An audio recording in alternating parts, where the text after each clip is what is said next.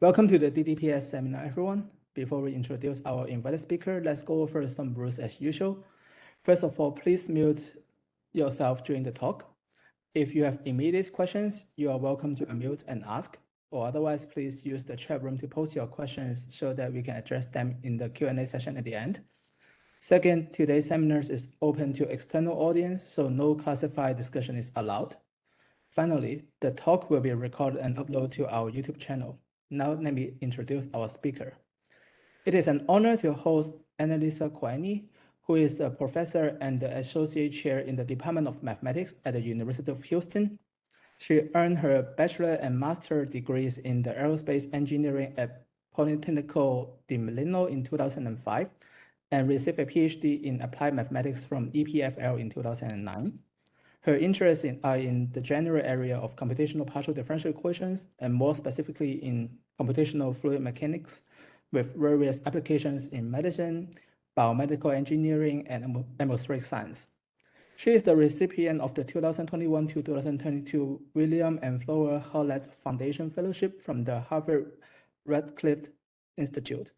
She is serving as the associate editor of the SciEm Journal on Scientific Computing and is the founding editor of Advances of Computational Science and Engineering. Today, she will talk about reducing the cost of ocean modeling with a data-driven ROM and LES. Please enjoy the wonderful talk. Now, without further ado, let me hand it over to Annalisa. Thank you very much, Tony, for the kind introduction and for the invitation to give this talk in this webinar series. It is a great pleasure for me to give this talk today. Good morning, everyone. As Tony said, I'll talk about using reduced order modeling and large eddy simulation to reduce the computational cost of ocean modeling. This is joint work with Lender Besabi, who is a graduate student at the University of Houston, Michele Girfoglio and Gianluigi Rozza from SISA in Italy. Let me start by telling you why one would be interested in reducing the computational cost of ocean modeling. Well, there are several reasons for that. The first is that if we are interested in simulating the whole ocean or even parts of the ocean, we're typically looking at large computational domains. In addition, we have a requirement on the mesh size that we need to use for the simulations. For the moment, I'm just writing here that the mesh size has to be smaller than a given quantity, and I'll specify that later. The point that I'm trying to make here is that not only we have large computational domains, we have also a requirement on the mesh size that is typically rather stringent. So we need high resolution across large domains. And then the last point is that we are typically interested in long time intervals. The picture that I show that I put here on the slide is showing phytoplankton as a tracer of an ocean gyre. Subtropical gyres are sustained currents spanning thousands of kilometers across the Pacific and Atlantic Ocean. And I am mentioning them because we will see these gyres in the simulation that I will show later. But also because gyres are hostile environments with nutrients that are in short supply. Nonetheless, as you can see in this picture that is courtesy of NASA, phytoplankton lives there. And how that is possible for phytoplankton to live within a gyre has been a mystery for a long time. And it's just about a few years ago that it was found that the phytoplankton growth happens thanks to a layer of water below the ocean surface that allows nutrients to cycle back to the surface. And so I wanted to mention this too, because the model that I will use for the ocean simulation includes stratification, so layers within the ocean. All right, so let me tell you what we are doing to reduce the computational cost of these otherwise expensive, computationally expensive simulations. First, we consider a simplified PDE model, and I will discuss that first. And then we use a predictive data-driven reduced order model, which we will see drastically reduce the computational time. However, still for this reduced order modeling, we need training data that come from computationally expensive simulations. So after introducing the ROM, I will talk about an efficient large eddy simulation model so that we can reduce the computational cost for the training data. There is a fourth work that I wanted to mention, although I'm not talking about today, which is we are in the process of using randomized POD for parametric studies. So this, the model that we use features several parameters. So one might be interested in the parameters varying in a certain range. And so while today I only talk about time as a parameter, we can extend the ROM that I talk about today to include physical parameters. And we contain the computational cost for that by using randomized POD. But again, this is just work in progress. I wanted to mention it, but I'm not talking about it today. Let me start with the model. And as I said, it's a simplified model. It comes from the quasi-geostrophic equations, which are one of the most commonly used models for mid-latitude, wind-driven ocean dynamics. The equations come from the incompressible Navier-Stokes equations under some simplifying assumptions. The first of these simplifying assumptions is that the depth is much smaller than the meridional length in an ocean. And that is true in the sense that in an ocean, the ocean is wide, thousands of kilometers, of square kilometers, but the depth is only up to 11 kilometers. So if we take this into account, we can go from the incompressible Navier-Stokes equations to the shallow water equation. So then we further simplify the shallow water equations by considering that we are near hydrostatic and geostrophic balance. And one important assumption for the quasi-geostrophic equations is the so-called beta plane approximation, which amounts to approximating the Earth, so as a sphere, with a tangent plane. So you see in the figure here, this is again courtesy of NASA. You see the formation of ocean gyres in the Atlantic. So you see Florida here and the US East Coast. So let's say that you're interested in simulations near the New England. So you would consider it a domain in the region of interest. Denote with y equal to 0 the center of your region of interest, and there you're approximating the Earth with its tangent plane. So this is the quasi-geostrophic equations, and they assume that the ocean is one layer at constant density and temperature and depth, which can be a crude approximation. So the extension that we consider is the two-layer quasi-geostrophic equations, and it's an extension that attempts to capture stratification. So now we have two layers, again at constant density, temperature, and depth, and that they are on the one hand driven by the ocean. We were saying this is a model for wind-driven ocean dynamics, and then in contact with the bottom of the ocean for the bottom layer. So I will be talking about ROM and LES for this model, the two-layer quasi-geostrophic equations. Of course, you can add layers to it. So add stratification, go over just two layers.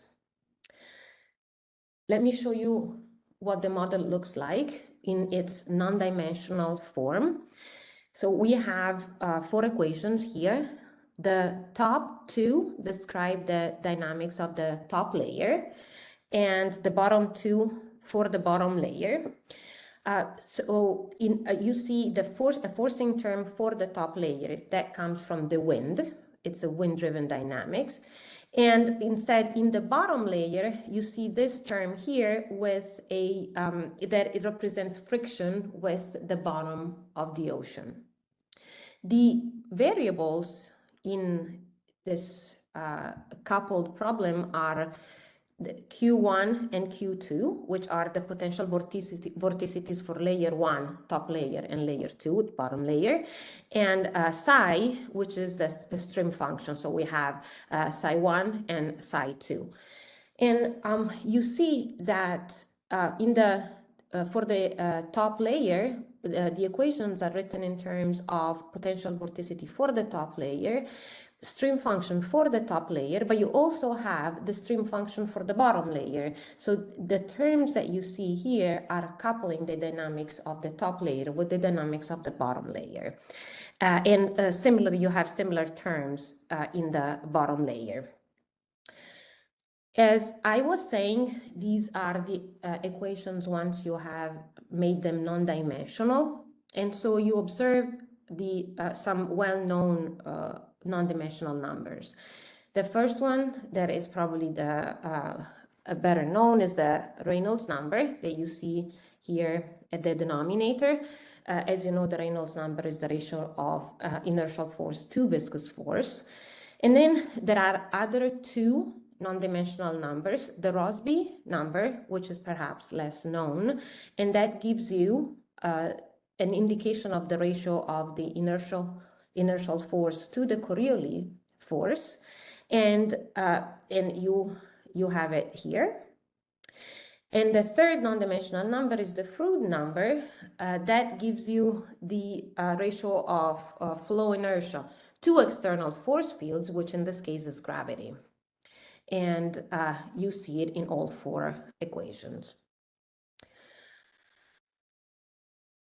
As I was saying earlier, if you wish to run a simulation of with this model, you need to be careful with the resolution in your mesh, because you need to be able to resolve the so-called Munk scale. That is the scale that it's telling that your mesh needs to be able to resolve, and that depends on L. L is just the characteristic size for your domain, and then it depends on the ratio of Rossby number to Reynolds number. So you see that the cases that are challenging are for large Reynolds and small Rossby. One note that I want to make here is that the Reynolds number is typically computed with the eddy viscosity, not the actual viscosity of water. Viscosity of water in the metric system would be of the order of 10 to the negative 6, so it will give you very large Reynolds number, and so it would force you to use very fine computational meshes. So what is typically done is that the value of the viscosity is artificially increased to be able to use a mesh that is much coarser. We can look at this as really the crudest kind of large eddy simulation, right? Where you introduce in your system an artificial viscosity, which is constant. And that is done so that, again, we can coarsen the mesh, and so we are able to run a simulation with the computing facilities at our disposal. In the literature, the Reynolds number with this artificial value for the viscosity ranges between few thousand to few hundred, again, depending on the computing facilities that people have. Let me show you a sample of the solution that you get for an extension of a standard test, the double-gyre test. This is widely used in the case of the single-layer quasi-geostrophic equation, and we've extended it to the 2-layer case. And we have Rossby, which is 10 to the negative 3, and Reynolds, which is 450. For the mesh to resolve the Monk scale with these values, we need it to be 256 by 512.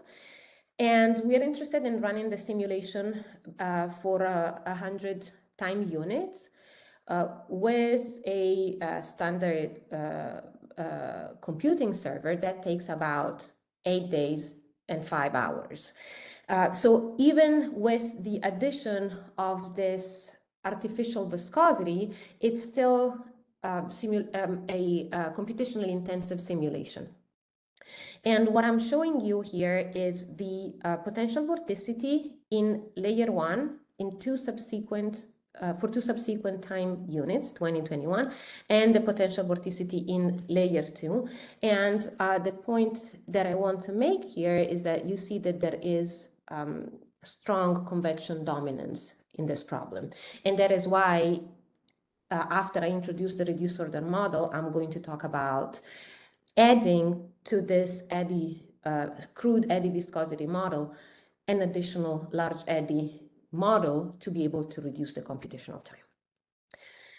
Now, before I tell you what we have done for the two-layer quasi-geostrophic equation, I want to tell you what has been done in the literature.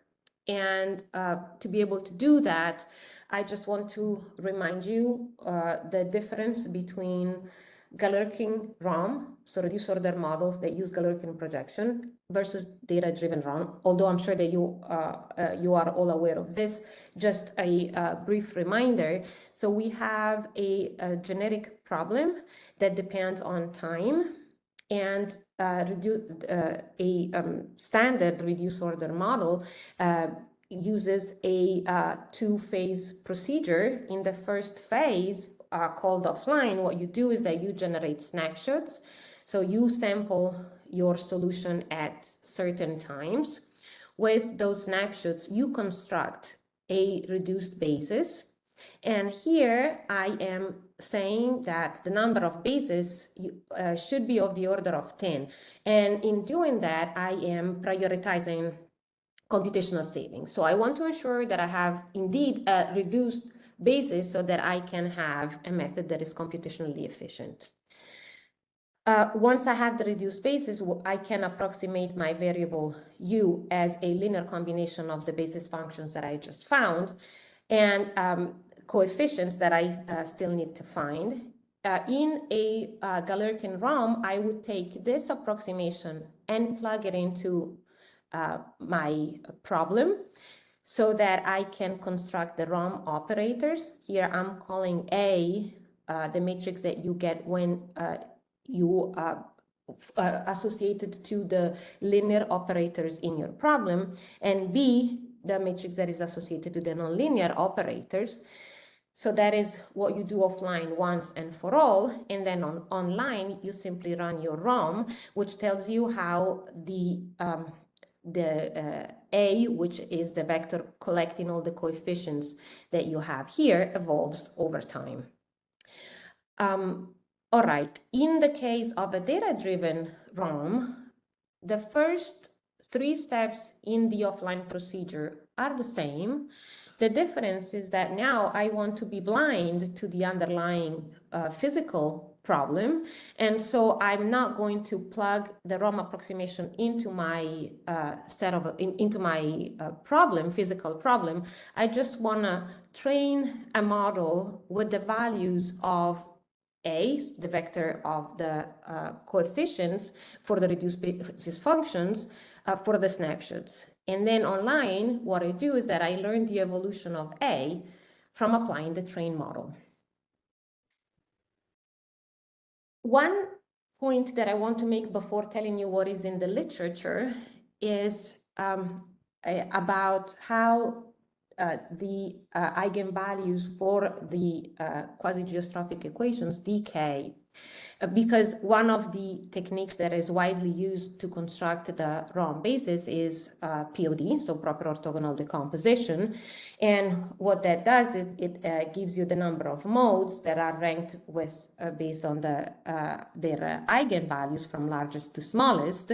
And so in this slide, I am plotting the eigenvalue decay for the quasi-geostrophic equation, and that is in blue, against other well-known convection-dominated problems like the flow past the cylinder, which I believe in this case is 1,000 for a Reynolds at 1,000, and the 3D turbulent channel flow for Reynolds that is around 13,000. So here you see the decay, the eigenvalue decay for the flow past the cylinder, which is slow, but it's not too slow. You could still retain of the order of 10 modes and have a reasonably accurate ROM. But you see that in the case of the quasi-geostrophic equations, the eigenvalue decay is extremely small. So if you prioritize computational efficiency, as we said earlier, so you just want to retain order of 10 modes, that is going to give you a simulation that that is going to give you a ROM approximation that is not accurate, because the modes that you are discarding are very much relevant to the dynamics of the system.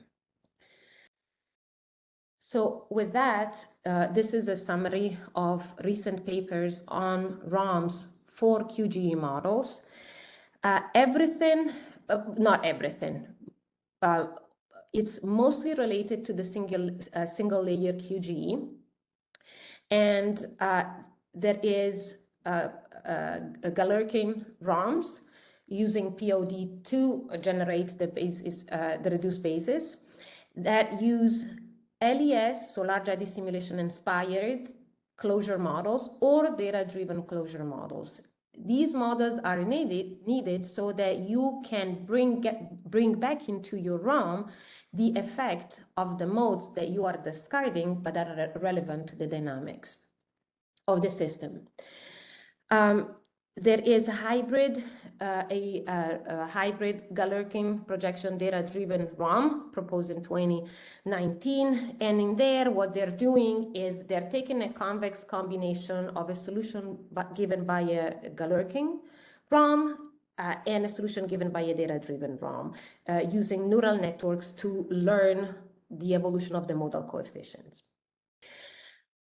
Finally, and more recently, data-driven ROM using POD in combination with DMD or LSTM.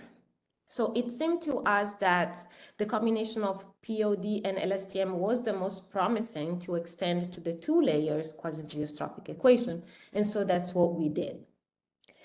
All that we could find on the 2-layer quasi-geostrophic equations is a paper that dates back to 2016 on spectral expansion of the baroclinic barotropic components of the 2-layer QGE. So this is what we do. For the POD, so we perform POD not on the potential vorticity and the stream function, but on their fluctuations with respect to the time average over the training interval. So what we're doing is we are running the simulation for half of the time interval of interest, and then we want to use the ROM to simulate the remaining half of the time interval of interest. So over the first half, we find the average denoted with the tilde, and then we get the fluctuation over the average. We do this for the 4 variables, so the 2 potential vorticities and the 2 stream functions, and perform POD to extract the first R modes. Again, we are really forcing that R number to be small to prioritize computational efficiency. And then what the ROM does is that over the entire time interval, so we want to see how well we approximate the flow for the time interval that was used for training, and then, as I said, for the same amount of time that was not seen though in the training phase. And so for the entire time interval, we take the average computed over the training interval, and we are summing the ROM approximation for the fluctuation with the basis function extracted from POD and coefficients that we have to learn. The way we learn the coefficients is by using a long short-term memory network. These are recurrent neural networks that have layers made of cells.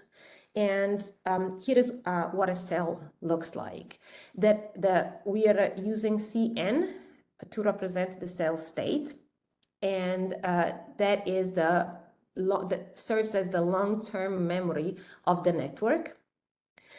In each cell, we have a forget gate, which decides what information to discard from the cell state.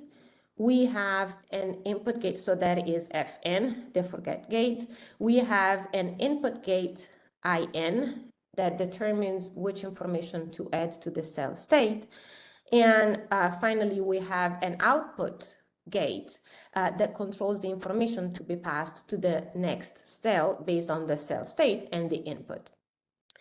All the hyperparameters that we have used are specified in this preprint that is available on arXiv. What we found that the network is most sensitive to is the hyperparameter called lookback window, which is how many time steps you use to determine how the solution over how many time steps you use to determine the modal coefficients of the next time. So let me show you how this data-driven ROM that uses POD to find a reduced basis and LSTM to learn the modal coefficients. For this double-gyre test that I was mentioning earlier, we have a spatial domain which is 0, 1 times negative 1, 1, so a rectangular domain. Remember, we are using non-dimensional variables, and we are interested over the dynamics for 100 time units. The Rossby number and the Reynolds number are the same that I mentioned earlier, and now you see also Froude number, the friction coefficient with the bottom of the ocean, and the ratio of the depth between the two layers. So here we're saying the two layers have the same depth, which is half of the entire ocean depth. We use a mesh size that resolves the Monk scale for the given parameters, and then we have a time step which is of the order of 10 to the negative fifth. As I said, the full order simulation for this problem takes over 8 days. With the ROM that we are proposing, we can, of course, reduce that by a lot. And but let me tell you how what we did here. We considered 401 snapshots for each of the 4 variables over a time interval 10 to 50.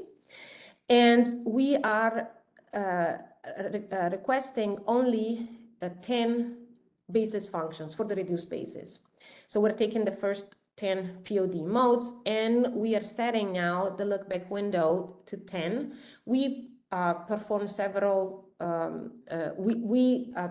used several values of the lookback window, and then found that this was the one that was giving the most accurate results. The prediction time interval is from 50 to 100 time units, and the computational time that it takes the ROM to simulate these remaining 50 time units is less than 1 second. So here you see the time average field averaged over the entire time interval of interest, so 0 to 100, reconstruct from the solution reconstructed with the ROM, again, using 10 POD modes and lookback window equal to 10. On the first column, you see the average potential vorticity in top layer and bottom layer. And on the left column, you see the average stream function, top layer, bottom layer. In each sub-panel, you have the full order method on the left and the ROM, the solution computed by the ROM on the right. Now, let me start with the potential vorticity.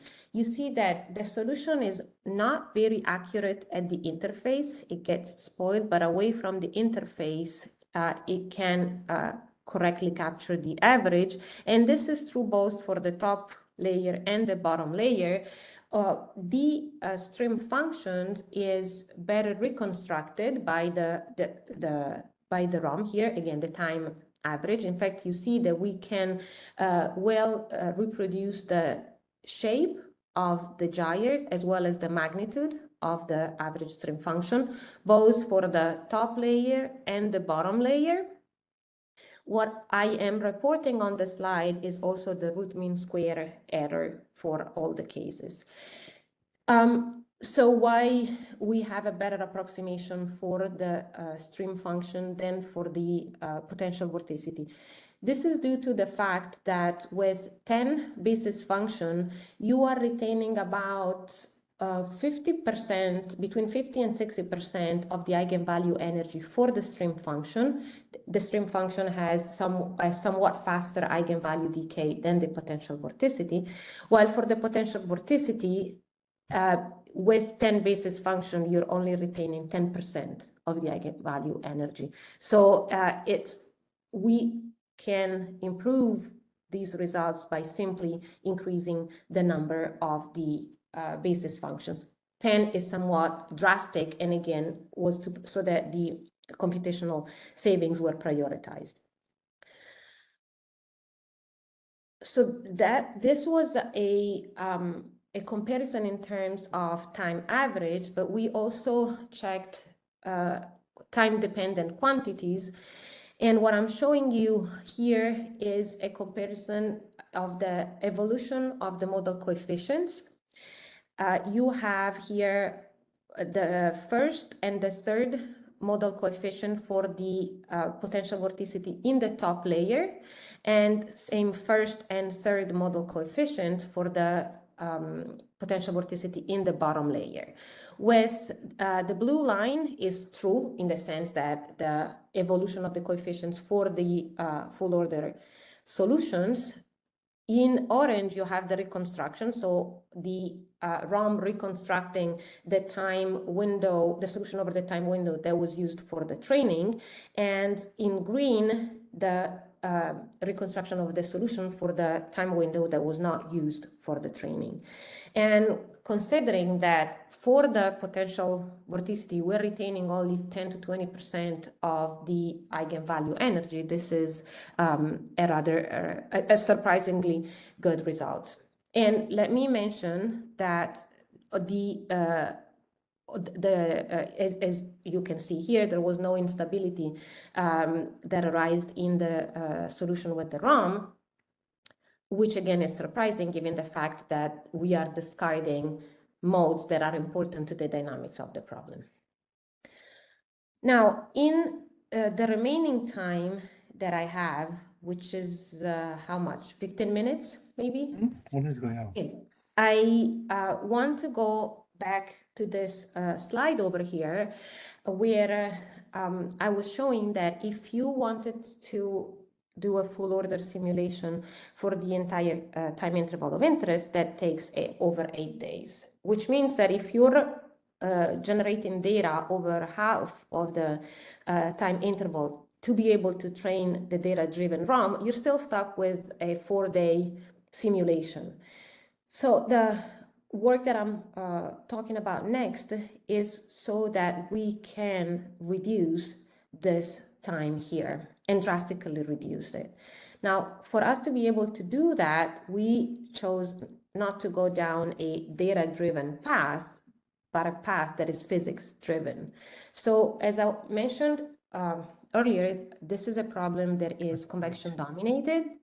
And as you know, in a turbulent flow, you have turbulent structures, so eddies that spin in increasingly larger range of scales as the Reynolds number increases. If you want to have a computed solution that is physical, you need to be able to either resolve all of those scales or account for the scales that are not resolved. If you resolve all the scales, so if you can afford a mesh that is fine enough to capture all the vortices in your problem, from vortices that are as large as the domain, comparable in size with the size of the domain, down to the smallest vortices that have the Kolmogorov scale, that is a DNS. Of course, in a problem like ocean modeling, that is out of question. You're not able to do that. And so you need to use one of the alternatives that are two direct numerical simulation that have been developed over the years. The two approaches that have become more widespread in science and industry are LES, so Large Eddy Simulation, and RANS, Reynolds Average Navier-Stokes equations.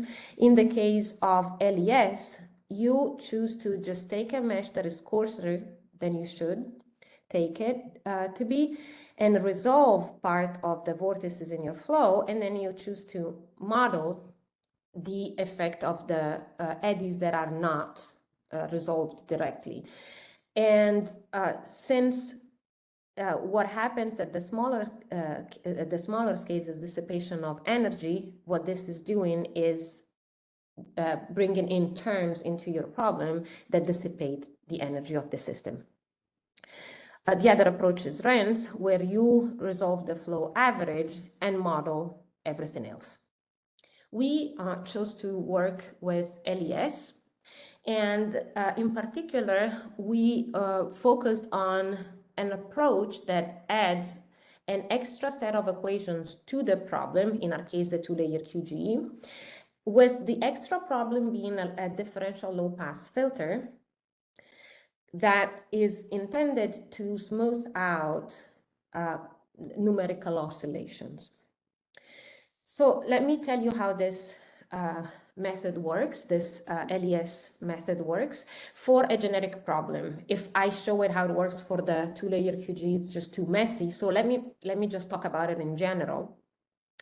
Let's consider a generic fluid model here, and let U be the variable. M just contains all the operators that are in your fluid model. Now take the model and discretize it in time, for example, with backward Euler. Again, this is a choice for simplicity. One can use different time discretization schemes. So we have now the problem discrete in time. Now, if we further apply space discretization to the time discrete problem and choose to use a mesh that has a mesh size much larger than the Kolmogorov scale, the solution that we get out of our solver typically features non-physical oscillations. If you're lucky, that leads just to a breakdown of your simulation, and so you know that there is something wrong. If you're not lucky, the simulation keeps going, you think you have a physical solution, but you do not. So the idea is to attenuate or remove the oscillations through a filtering operation. So we propose to use a three-step algorithm.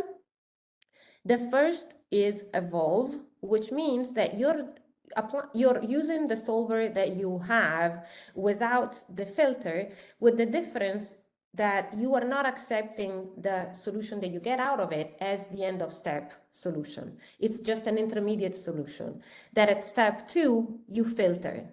So you take the solution that comes out of the evolve step, filter it with a generic spatial filter, and get V bar, the filtered solution. The third step here is just a simple relaxation. So you take a linear combination of the evolve variable and the filtered variable with a relaxation parameter that varies between 0 and 1.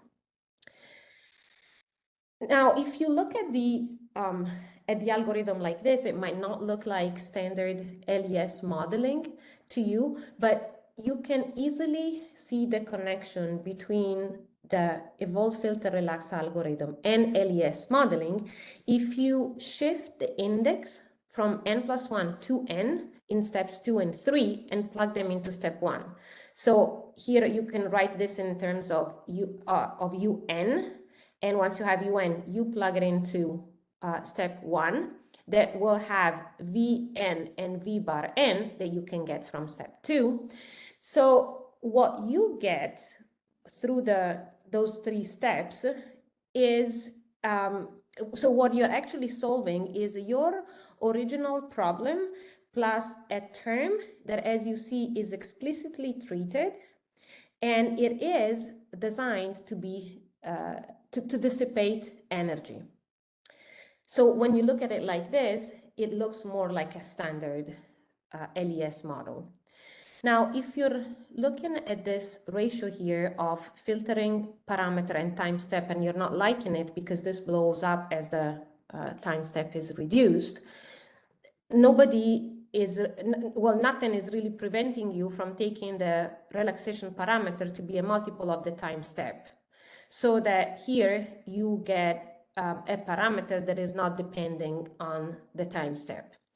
And so what the evolve, filter, relax algorithm gives you is a time stepping procedure to solve a problem that contains the terms from your original problem plus an extra term that is designed to dissipate energy.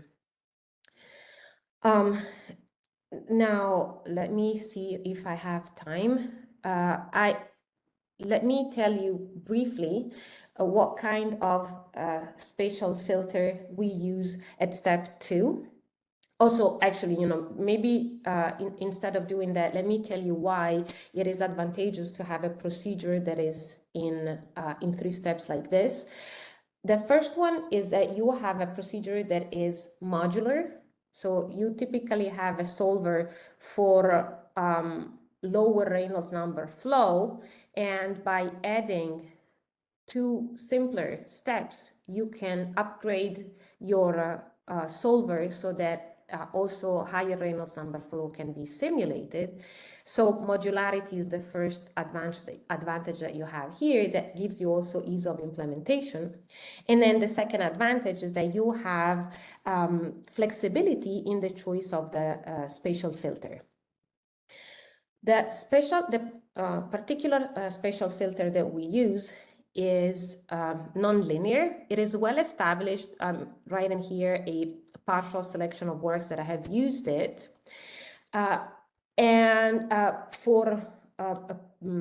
This is mostly for the incompressible Navier-Stokes equations. And the filter is like this. It is the inverse of identity plus calligraphic L, which is minus the divergence of an artificial diffusion times the gradient.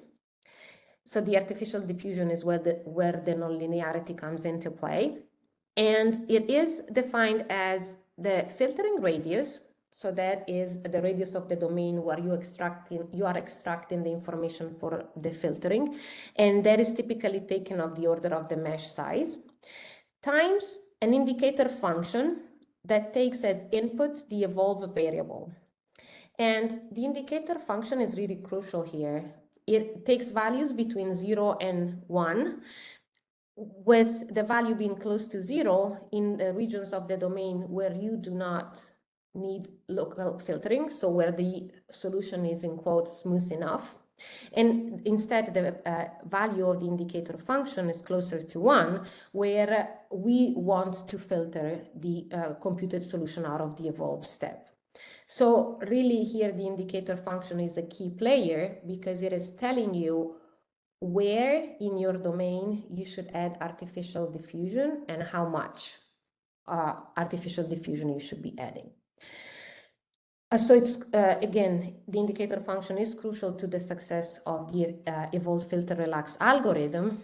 There is a lot of literature on possible indicator functions, and they are mostly based on the physics of the problem. So they're trying to identify structures in the flow that are coherent, that don't break down and dissipate energy. Instead, we decided to work with an indicator function that is more mathematics-based than physics-based. So we define it like this. To define the indicator function, we use the linear Helmholtz filter, which is simply the filter that I showed you earlier, where you take the indicator function to be equal to 1 everywhere. So it becomes a linear filter. The inverse of the filter is unbounded, and the convolution, the approximated deconvolution operator, is a bounded regularized approximation for the inverse of the filter. So we define the indicator function using the filter. So we are filtering the evolve variable. If the evolve variable has large oscillations between elements, the filter will smooth them out. The deconvolution is only an approximation for the inverse of the filter. So if you have these large oscillations, it's not going to be able to reconstruct the evolve velocity. And so this difference becomes different from zero. It gets closer to zero if the evolve velocity is smooth, so that the filter doesn't do much to it, and the approximated deconvolution operator can reconstruct it. So here is a comparison between the same problem as before, the two-gyre benchmark test and we're looking at the time average stream function for the top layer. On the first column here, you see the solution given by, in quotes, DNS, meaning using the Reynolds number that has only that uses the eddy viscosity. That, remember, forces you to take a rather fine mesh, which is what gives you a large computational time. If you take the mesh and make it 8 times coarser, because you want the simulation to be cheaper, and just run your solver for the 2-layer quasi-geostrophic equations, you see that what you get, the solution that you get out of there, is just not physical, because you're not, your system is not dissipating energy correctly. If you add the nonlinear filter, you obtain a solution that is closer to the DNS solution in terms of shape of the gyres and also magnitude of the solution. This is for layer 1, and this is the comparison for layer 2, DNS, 2-layer QG on the coarse mesh without the nonlinear filter, and with the nonlinear filter. Again, you see an improvement of the solution without the filter, and with a mesh that is 8 times coarser and the use of the nonlinear filter, you go from having to wait 8 days for your simulation to finish to having to wait only a couple of hours. Sorry. Yes, this is sorry, I didn't notice that here you have a mesh that it's even coarser than that. That's why you go from 2 hours to 44 minutes. And though, we can argue that this is already too coarse to be able to retrieve an accurate approximation of the solution from DNS. Now, let me finish. What we did to be able to reduce the computational time considerably is to combine a data-driven ROM and a physics-driven large eddy simulation technique.